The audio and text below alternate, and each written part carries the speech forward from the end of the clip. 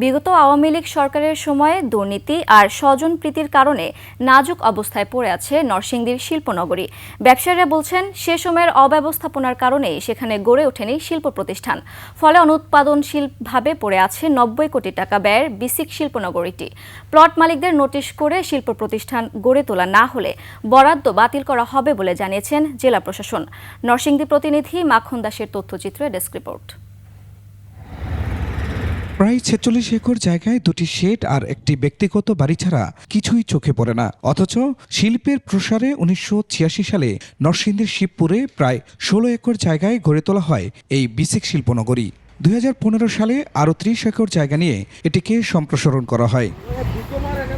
প্রতিষ্ঠার ৩৯ বছরও গড়ে ওঠেনি কোনো শিল্প প্রতিষ্ঠান। ব্যবসায়ীরা বলছেন, বিগত সরকারের আমলের অব্যবস্থাপনায় মুখ থুবড়ে পড়ে আছে প্রকল্পটি। কালার এক্সপার্ট, জর্জ স্যাপ এবং মাইল্ড অন হ্যান্ডস টেকনোলজি সমৃদ্ধ অরিক্স ক্রিস্টাল ওয়াশ আপনার লন্ড্রি এক্সপার্ট। তারা প্রভাব বিস্তার করে আমাদের জানা মধ্যে বেশ কিছু প্লট তারা নিজেদের লোকদেরকে দিয়ে বরাদ্দ নিয়েছেন।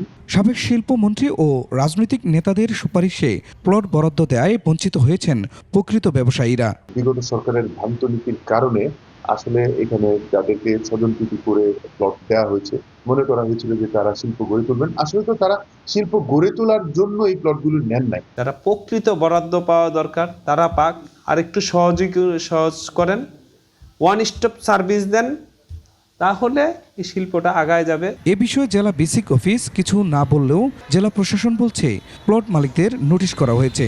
সময়মতো শিল্প প্রতিষ্ঠান গড়ে তোলা না হলে বরাদ্দ বাতিল করা হবে।